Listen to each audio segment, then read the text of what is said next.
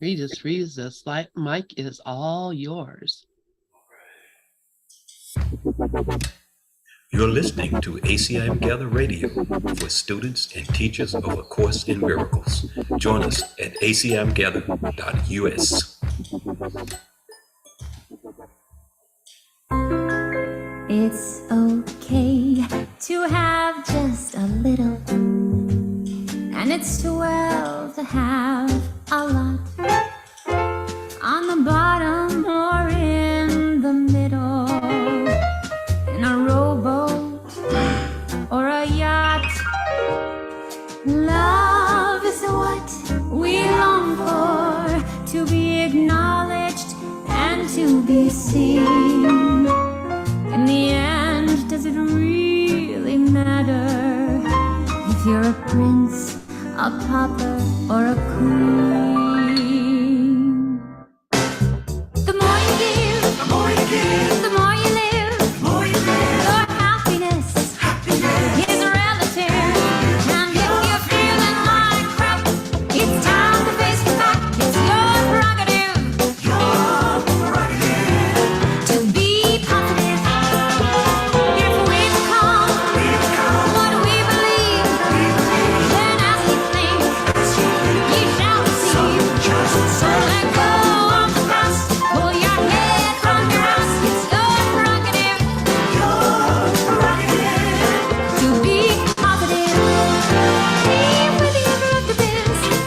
Here is where the laughter is.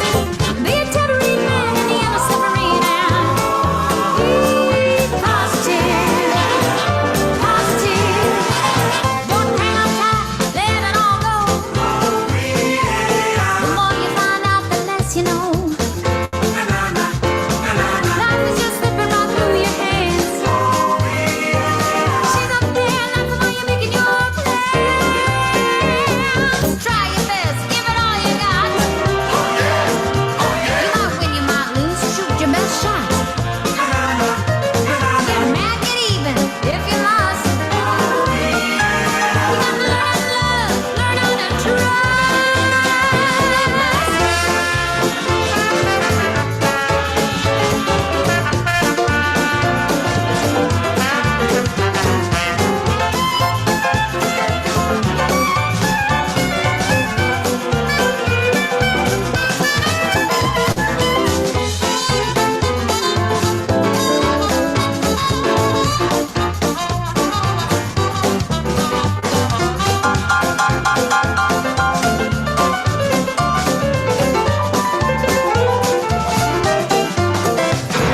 The more you give, the more you live.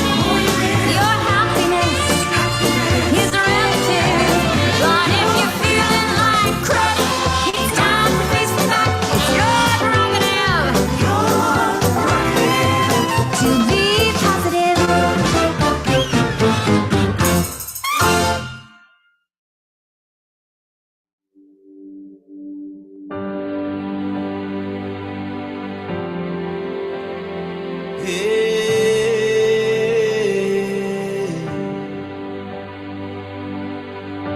I am loving awareness.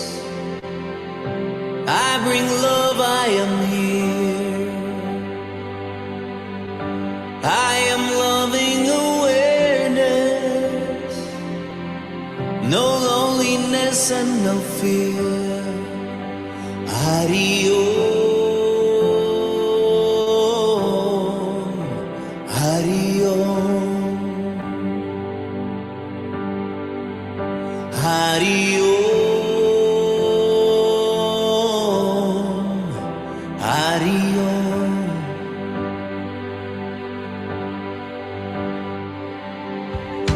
I am loving awareness in everything that I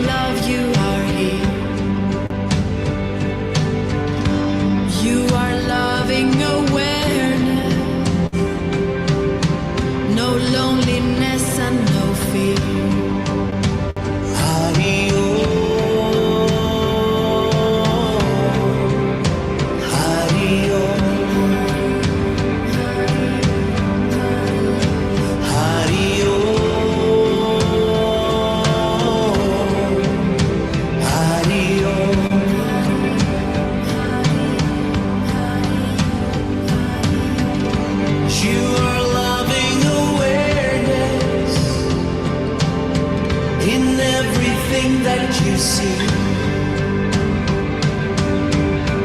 You are loving awareness. I am you, you are me.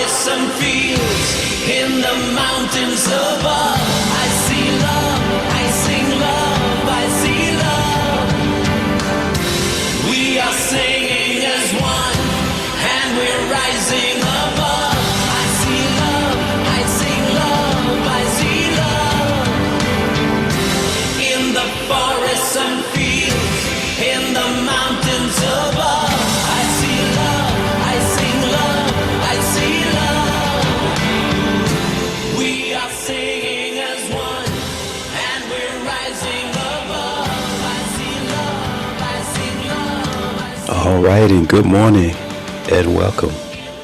And thank you, everyone, for getting up early. For many of you are in West Coast time and Mountain time, which is an hour behind me. So you really are on your first cup of coffee.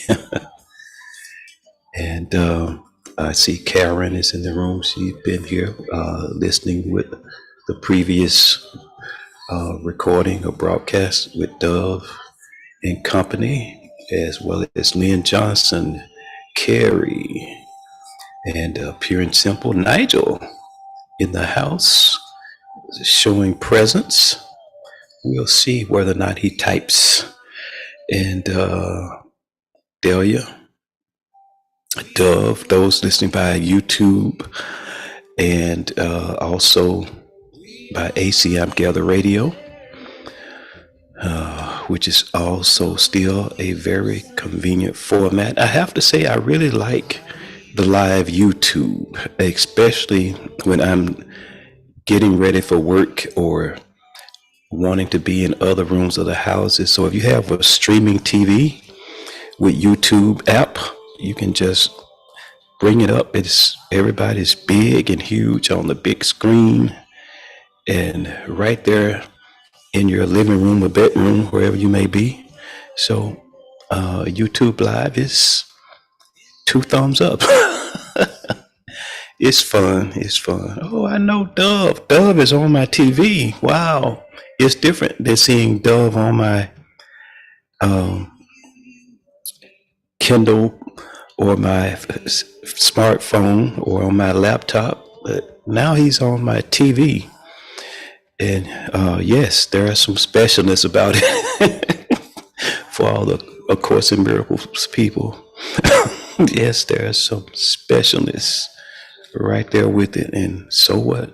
As long as I don't get crazy about it. If the TV blows out, I'm not going to lose my mind, Or if YouTube crashes, okay, well, back to ACIM radio.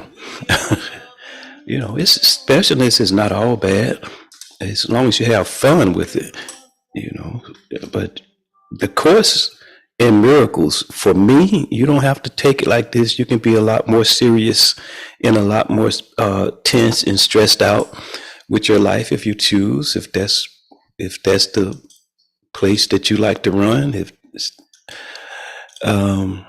But remember, the Course says we first must have to recognize that we are miserable before we can proceed to happiness, truly. So the Course for me is just really saying, take it down 1,000. And you think about the writers and who the Course came through and their life. If you just step back and look at their hectic, stressed out lives, and stress and having a hectic day can come in a myriad of ways. It can come through the body, through pain and sickness, and today I feel queasy, tomorrow I have neck pain. you know the next day I can barely breathe, I have head congestion or whatever. I mean, or the next day my eyes hurt and I got to keep the light out of my eyes. Or I mean, it's just a hectic experience.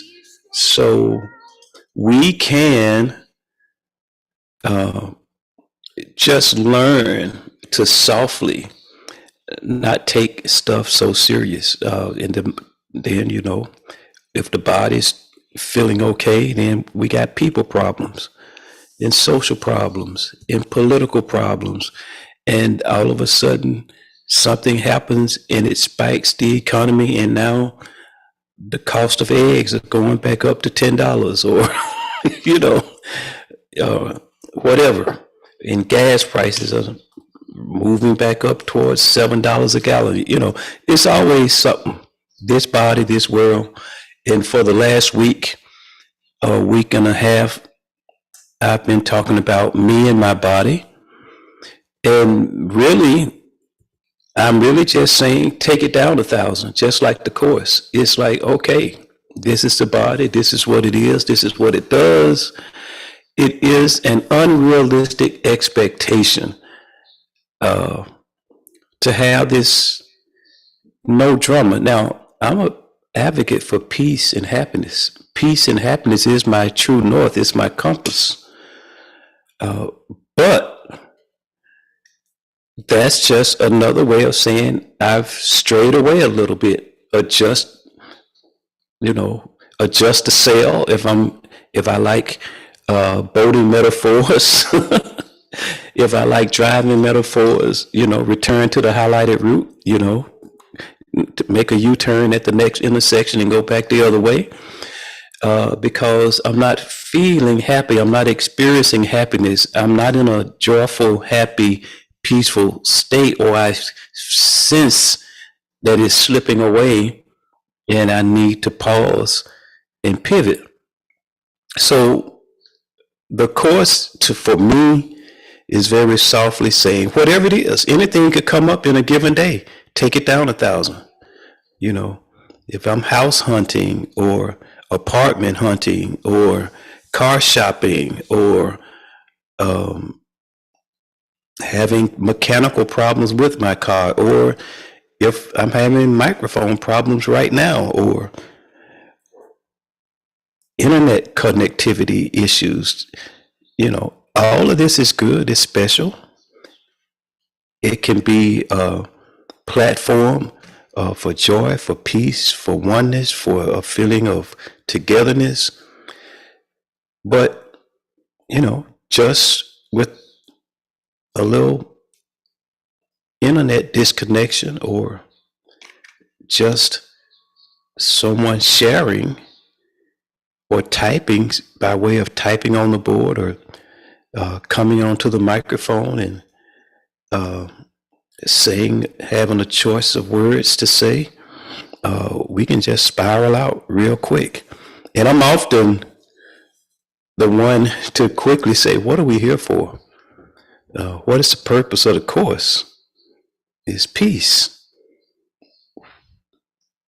What is God's will? Is happiness.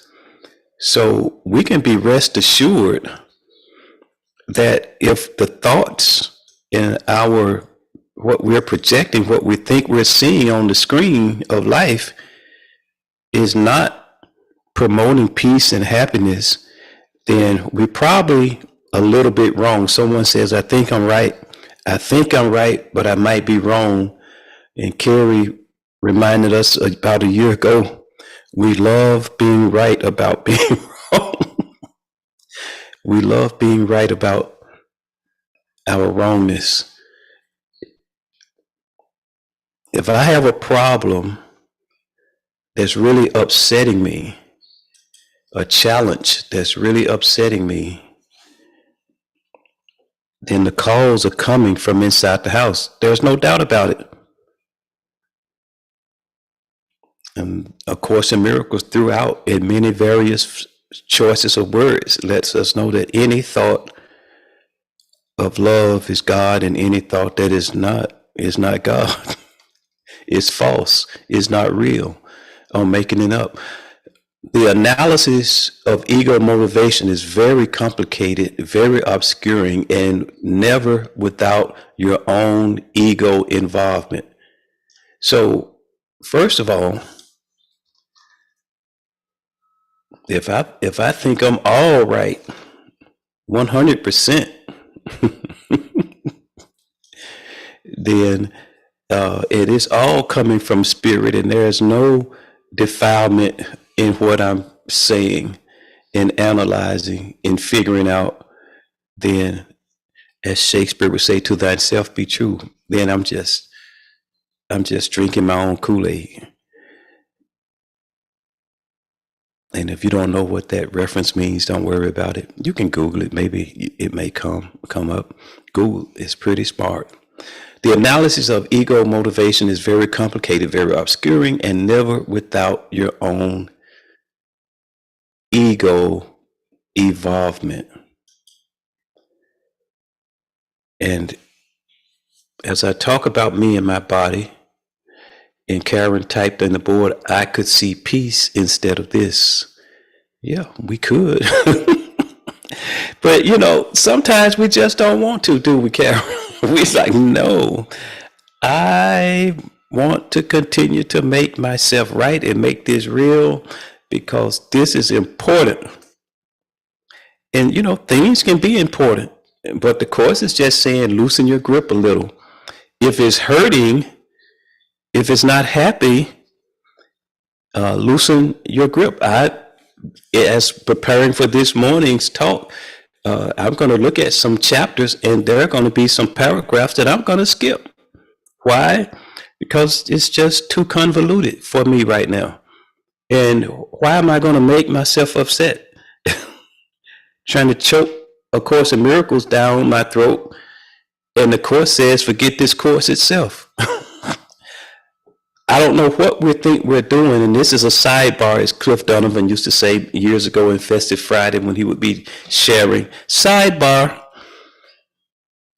why do we make ourselves miserable reading a book of love? Just trying to force our brain and our emotions into a place where it's not.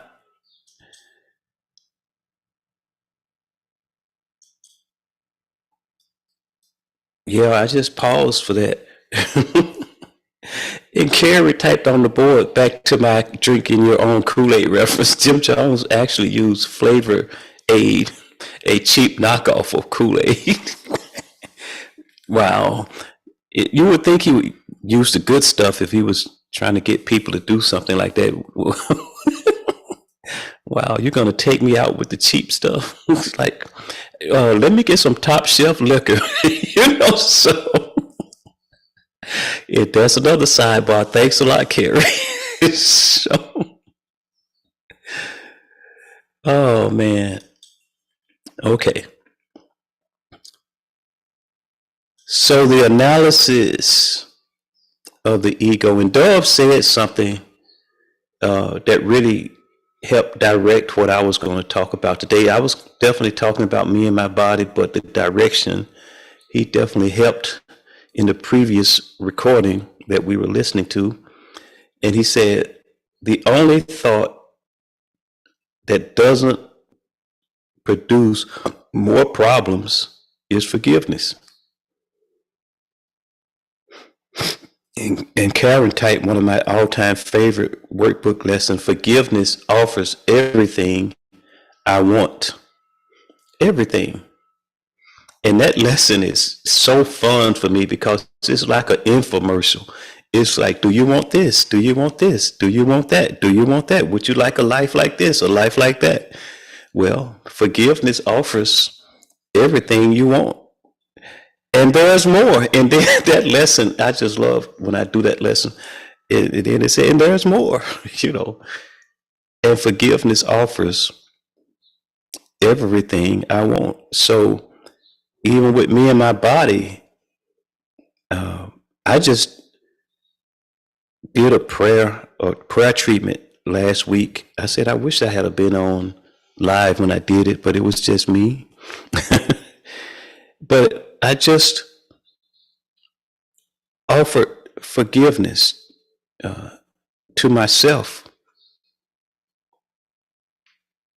and apologized to my body for all the unrealistic expectations that we've put on it, and told my body, thank you for the awesome job that you've done thus far. I'm here right now, still able and learning the lessons that I need to learn. So many unrealistic expectations. We say to the body, feel like you feel like I felt 30 years ago, 20 years ago. And then when it doesn't, we look at it in the mirror with disgusting, disappointed eyes. We snarl at it. Some of us yell at it. Some of us call it names. I'm stupid, you're fat, you're ugly.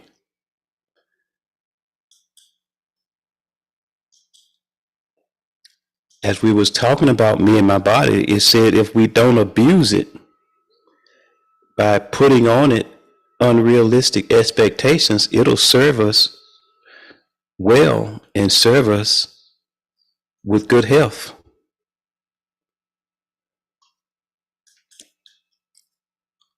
Women often say to their bodies, have a baby, be a wife. And body, I want you to be just like you were when I was 16, even after childbearing. We put so many demands upon ourselves. I love it when my doctors say you have the blood pressure of an 18-year-old. It's special. It feels good.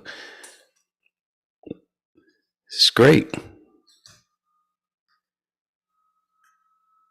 And then what happens when I don't? Am I still grateful and thankful for this earth vehicle that's been given me to carry me, to help me to communicate love? The body is a dream.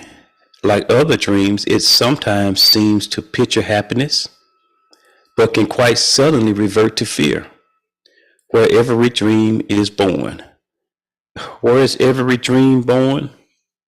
Is fear. We talked about this last week, and I was saying, we're planning for death. I want to do this. I want to accomplish this. I want to accomplish that. I want to go to all the continents. I want to reach this height. I want to have a family, marriage, children, a dog, house in the suburbs, whatever it is. And what's at the end of the sentence that we never say? Before I die. Let's bring it home. We smile, we're happy. Oh yeah, I'm about to accomplish this, and I'm going after my MBA, and I'm going after my this, that, and the other. And I want to accomplish this and accomplish that. And we softly now try to admit it by, there's a lot of legacy talk. Everybody can leave a legacy. Yeah, when I die. We plan for death while our Creator has only one plan, and that's eternity. Now, eternal life. The body is a dream, and this is from A Course in Miracles. What is the body? The second section of the workbook. The body is like a dream. Now I'm starting at paragraph 3. I chose not to start with paragraph 1 and 2. Why? Because I didn't want to. They didn't feel good. No other reason. I may like them next year, but right now, not so much.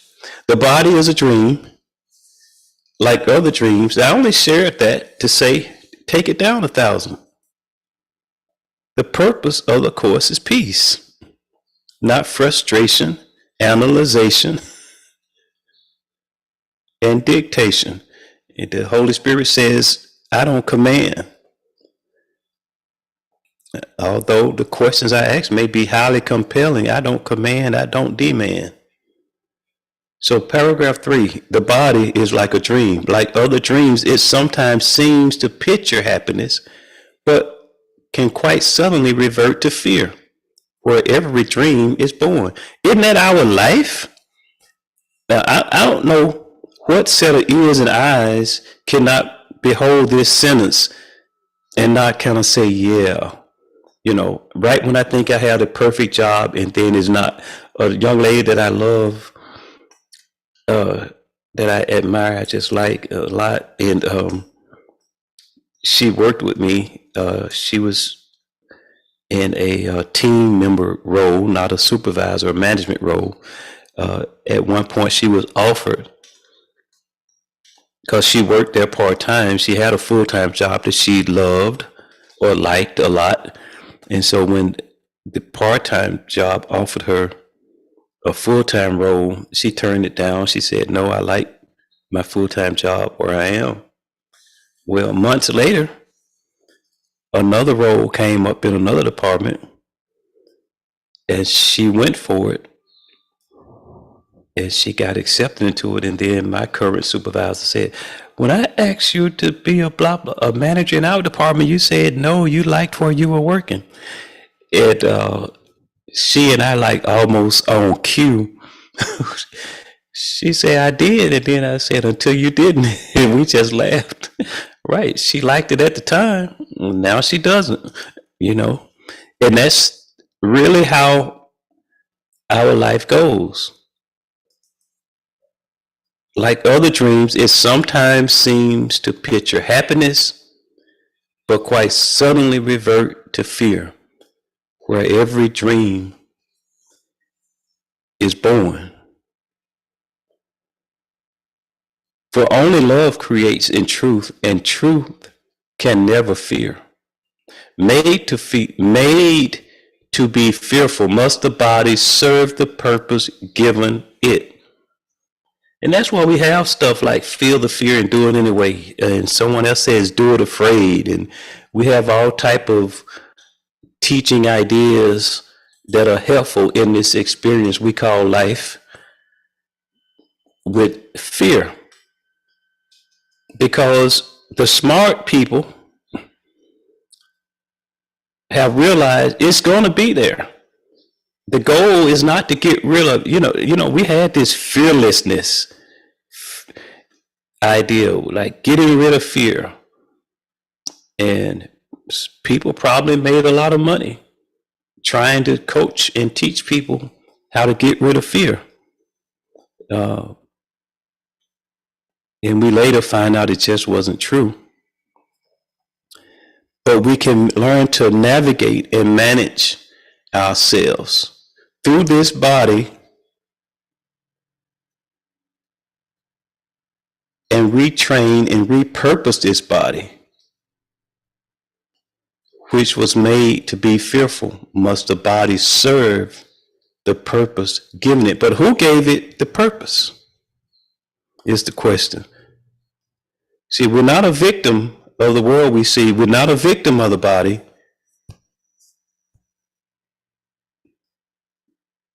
And some of us, we can go back to the biblical historical moment of Adam and Eve in the garden, and we can metaphorically, figuratively see where at some level of thought,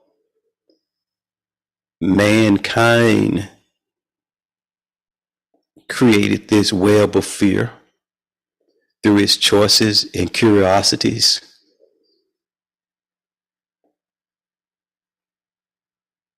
And so a lot of times I'm saying this to say when the Course is speaking to the body, purpose, wanting to be separate from God, being afraid of love, it's not talking about you, Regis Reeves, or you, Carrie, specifically.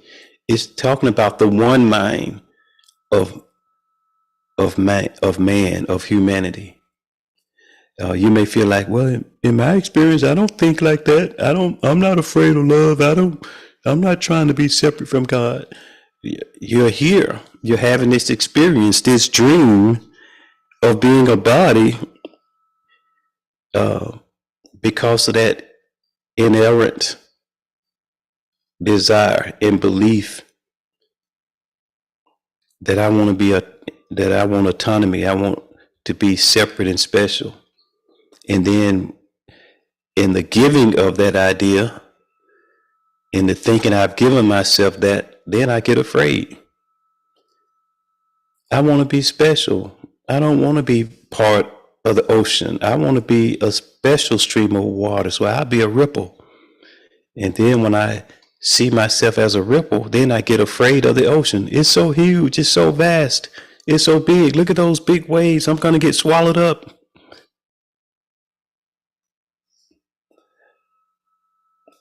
But it's a ripple, not the ocean. We distinguish it out. Oh, look at that ripple. Oh, look at that ripple. Look at those ripples. Isn't that beautiful? But aren't they the ocean? So that's why we can say the body is like a dream.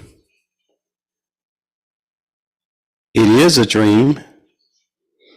If I think I'm separate from God, if I believe that I'm not a part of the whole, if I believe that there's a God out there somewhere in the sky, in the cosmos, even if I think God is the great light and I'm just a little light, I'm not a part of, just like the ripple in the ocean, I'm not a part of the whole.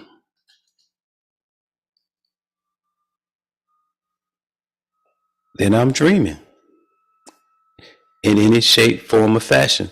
And we don't have to wrestle with that. But we use that again as our true north. When I'm stressed, when I'm unhappy, when I'm angry and afraid, when I feel naked and ashamed, figuratively, metaphorically,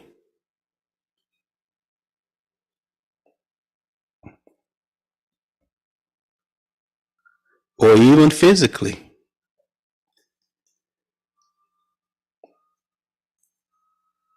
I can remember the truth of who I am.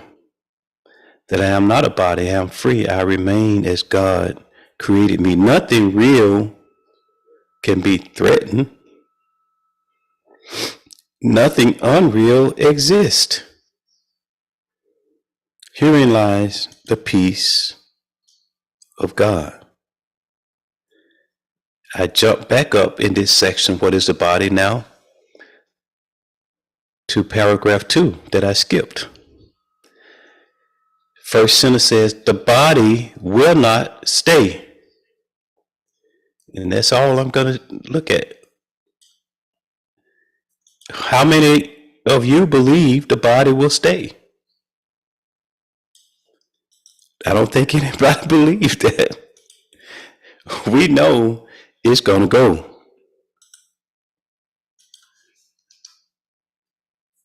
We try to control when and how. and we may feel at some points successful at it, but we know inevitably the body will go.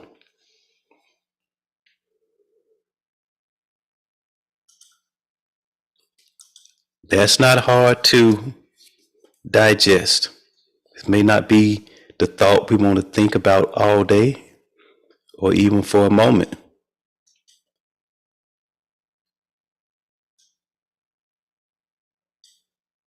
So these concepts are not hard, they're not difficult.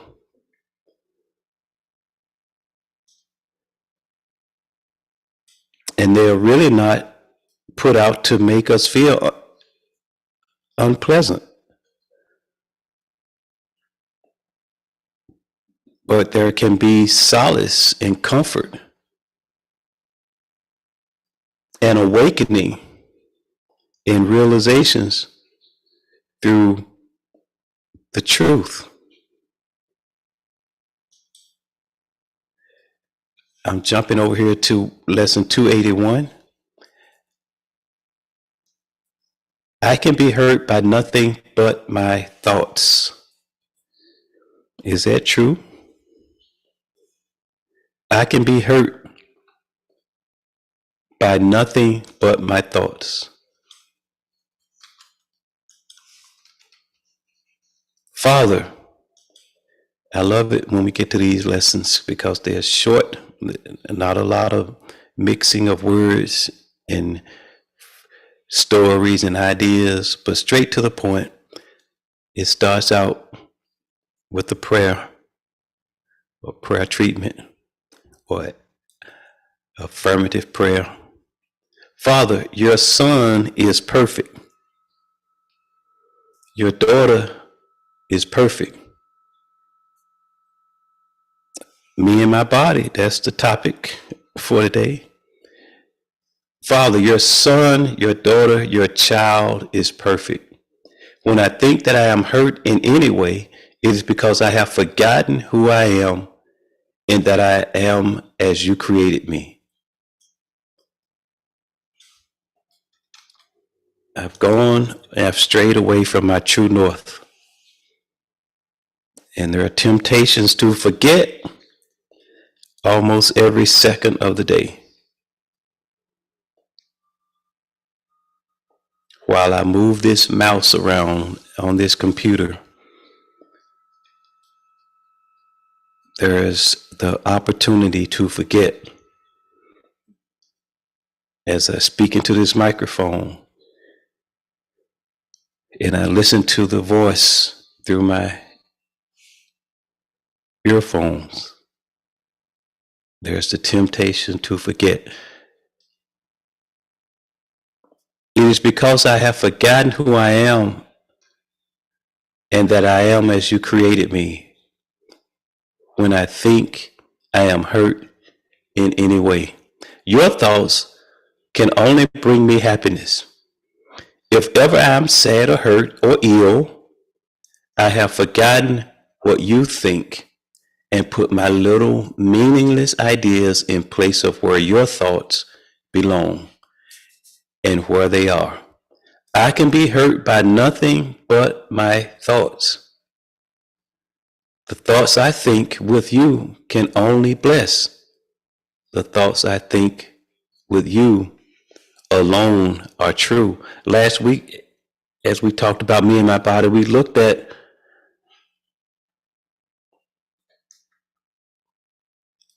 the text that says, if I'm sick, don't ask that the body be healed. Rather ask that my perception of the body be corrected.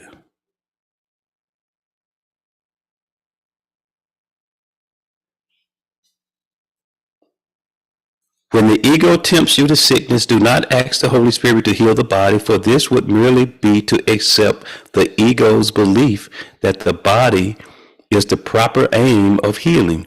Ask rather that the Holy Spirit teach you the right perception of the body, for perception alone can be distorted. Only perception can be sick because only perception can be wrong.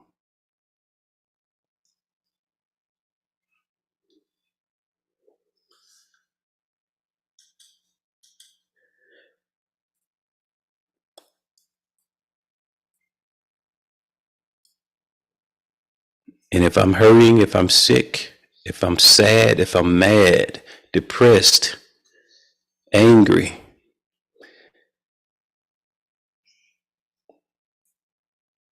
I can ask, what thoughts am I thinking that are not your thoughts that is causing this sadness, this illness, this emerging discomfort?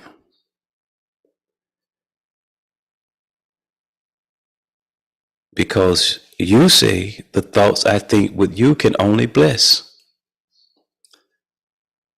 The thoughts I think with you alone are true. And the paragraph 2 of lesson 281 says, I will not hurt myself today. I was talking about that earlier, but even studying and reading the course, why would we hurt ourselves today? I will not beat myself up with the Bible, or Course of Miracles, or anybody else's book. I will not hurt myself today, for I am far beyond all pain. My Father placed me safe in heaven, watching over me, and I would not attack the son, the child he loves, for what he loves is also mine to love. It's for me to love me. It's for me to want to be good to me. It's for me to make myself glad. The Course in Miracles says in one place, have you considered how often you've had the opportunity to gladden yourself and you passed it over? I'm not looking to look out the window and see sunshine and cool temperatures before I can be happy. Perfect weather, whatever perfect is for me, because my perfect is not perfect for someone else. It's all in my mind, because I like it below 70 and someone else likes it above 80.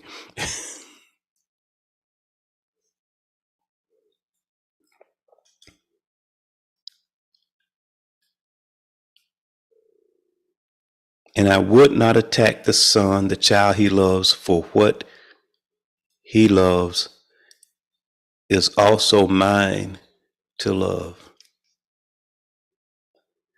There's nothing spiritual about beating up and demeaning yourself. There's no holy place in that.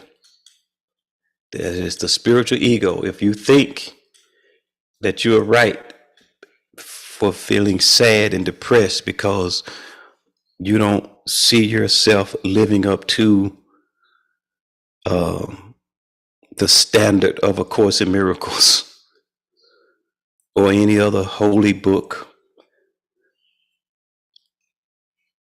or anybody else's holy ideas of what our experience should be,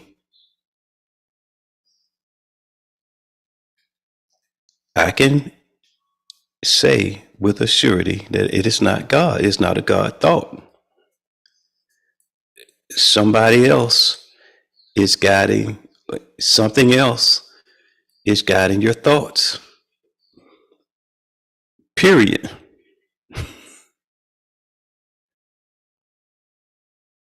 The thoughts I think with you can only bless.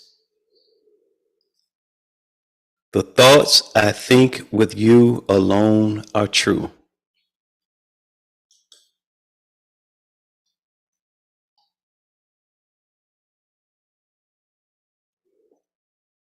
In paragraph 8 of chapter 26, section 7.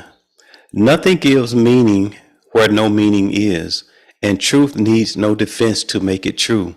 Illusions have no witness and no effects. Who looks then on them is but deceived. Forgiveness is the only function here and serves to bring joy this world denies to every aspect of God where sin was thought to rule.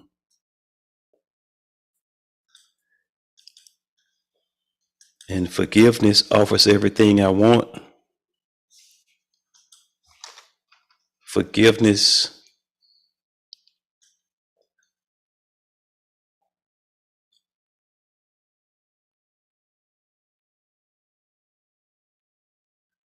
is the only thought that doesn't produce more problems. So I've said, like last year, the first of this year, a lot, that for me, one of the short definitions of forgiveness is letting go. And that's, I don't conjure up this religious idea of letting something off the hook that's actually wrong, but I'm just letting it off the hook. I no longer conjure up that idea, but it's, when I think forgiveness, I just think letting go. And when you let go, you let go, and that solves every problem. It's no longer a problem. Oh, I'm fat, let it go. It's no longer a problem. I forgive it. I'm over it. I'm too skinny. I'm over it.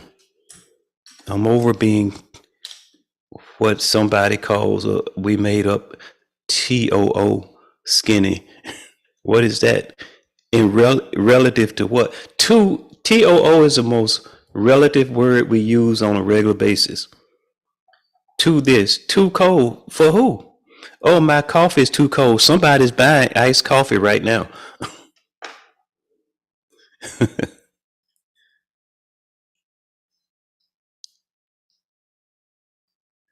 Forgiveness is the only function here and serves to bring the joy this world denies to every aspect God's Son, where sin was thought to rule.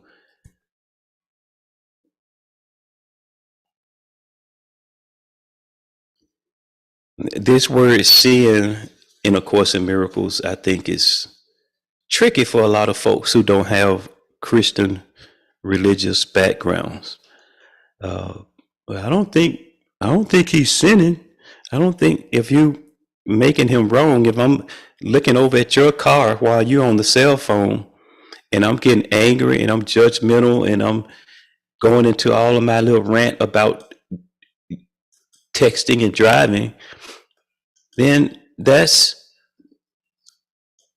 me believing that you're sinning. I think we miss that a lot. Even the seasoned A Course in Miracles students, as we think ourselves to be,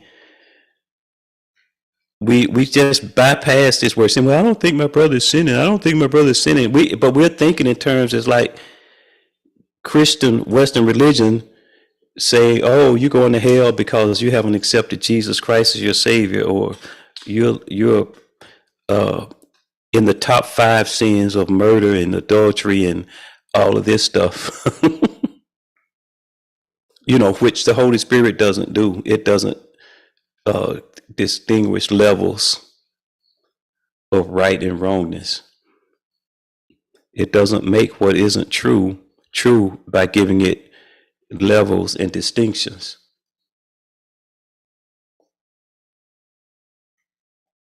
So when I'm going through saying, oh, you're guilty, you're guilty, you're guilty, guilty. Why didn't you put that back? Why didn't you wash out that cup? Forgiveness is the only function here and serves to bring the joy this world denies to every aspect of God's Son, where sin was thought to rule. I mean, we can really go deep just about somebody not picking up their shoes or washing out a cup or a plate and putting it back with the clean dishes.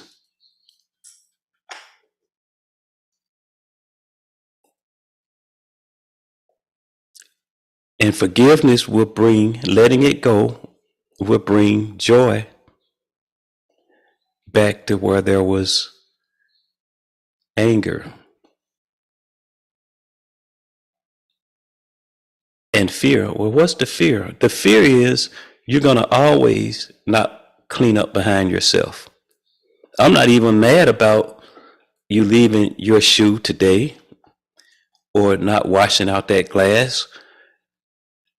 My problem is I don't trust my future in the hands of God, like I like to quote, because I'm already into tomorrow and the next day, in 3 years from now, that I'll be going behind you, picking up behind you for the rest of my life.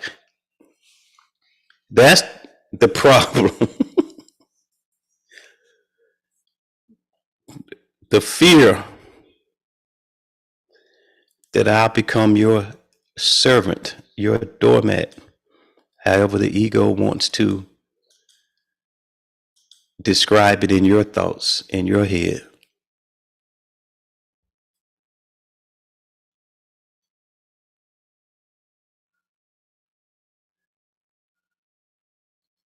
The body is a dream. What time is it?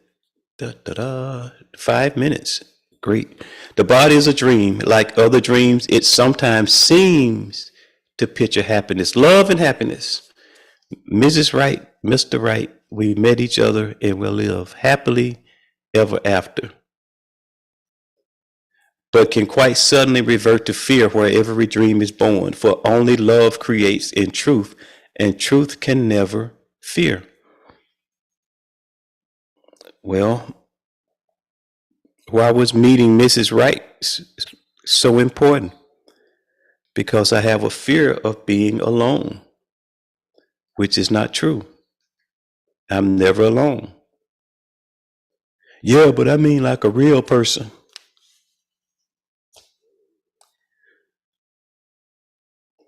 Nothing real can be threatened. Nothing unreal exists. Herein lies the peace of God. The body will not stay. So is the body real? And Lynn says I can go 30 minutes. I knew that, but I'm not. The body will not stay. So, and Carrie is trying to bribe me with a donut to stay 30 more minutes. The body will not stay. Nothing real can be threatened. Nothing unreal exists. Herein lies the peace of God. On some level, most of us, most people that we call human beings, do believe on some way, in some level, there is more to them than this body that will continue after this body drops.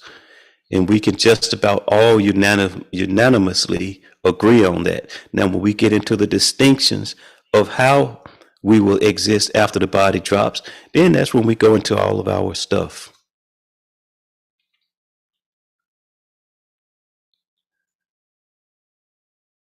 The body is the means by which God's Son returns to sanity.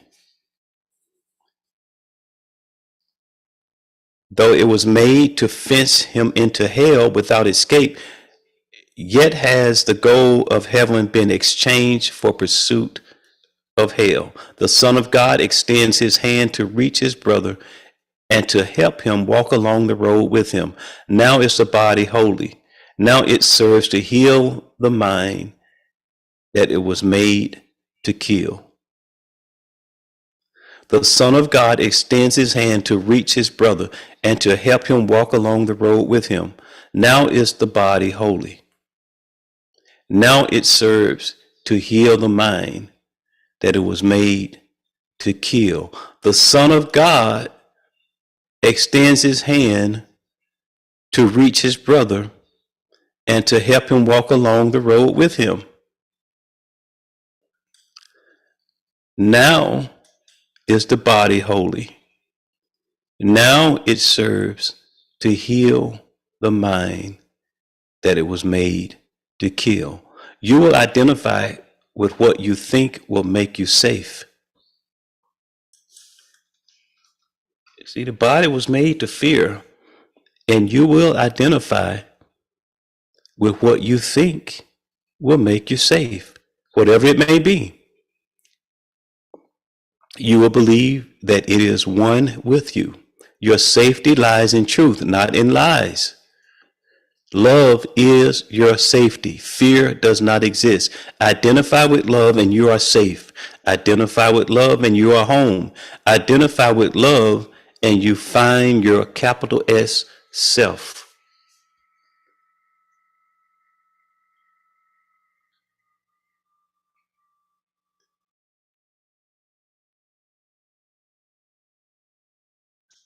And that paragraph speaks for itself. Just let it be. Just let it be. Just let it simmer. Just let it sit.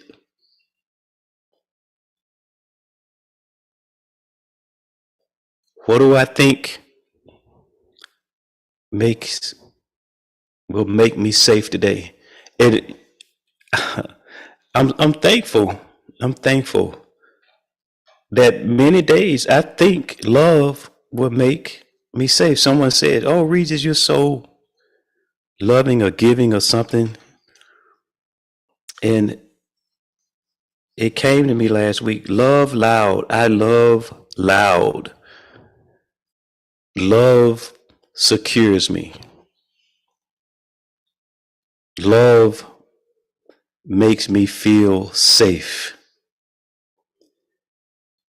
And I'm pretty sure about this now. In most cases, in scenarios that this world can bring, and it has a myriad of them, I love and I feel safe. It's the safest thing I can do is love loud. And I often wake up thinking, in what way, in what gesture? Like yesterday, my wife was doing something on her computer and watching TV, and I was in the kitchen, and I said, "You want me to make you a butter pecan ice cream cone?" And she said, "Yes, real quick."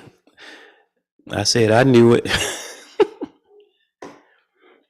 And I was in the kitchen, and the thought came to me, offer to make her a butter pecan ice cream cone.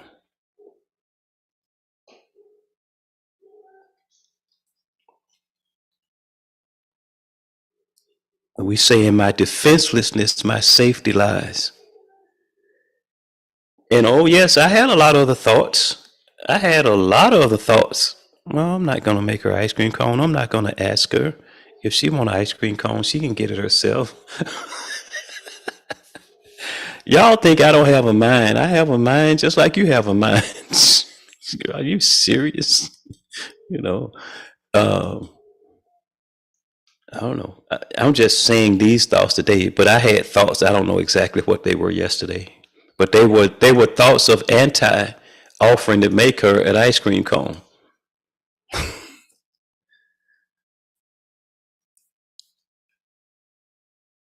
And I didn't have to do that. And Carrie said, "You mean you're not a bot?" I didn't have to even ask. She didn't know I was even having a thought. I mean, I'm in the kitchen. She in another room. She don't know the thoughts that are going through my head. I could have easily just not even said anything. But when I love, I feel safe. When I withhold, I feel separate, afraid, and scared, and shaky.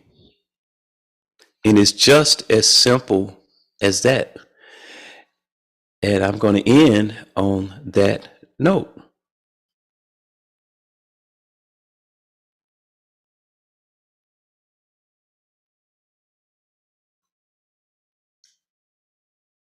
And again, thank you, Carrie, for hanging out, for the comments, for Lynn, for you, Dove, for Karen, for all of you that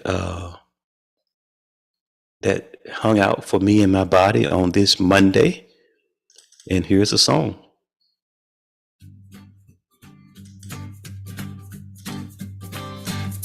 I let go of my judgments, let go of my fears, let go of my chains, and I am free.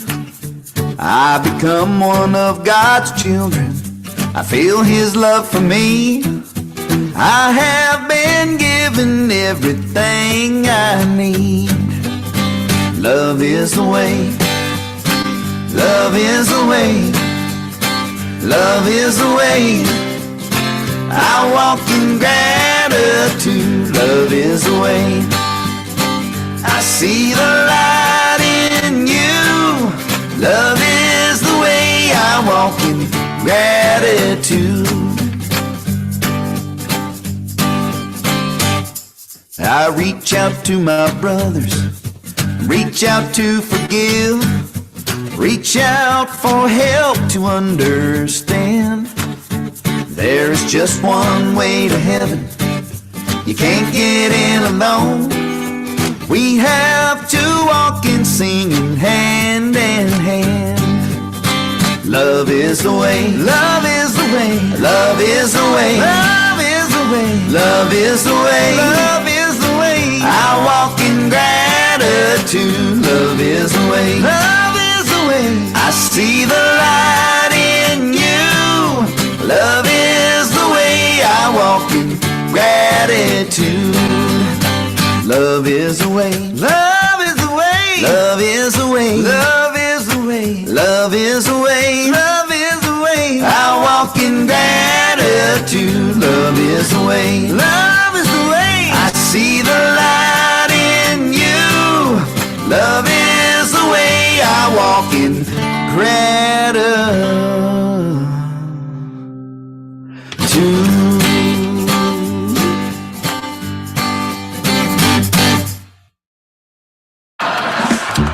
The more you give, the more you give, the more you live, the more you live. Your happiness is relative. But if you're feeling like crap, it's time to face the fact it's your prerogative.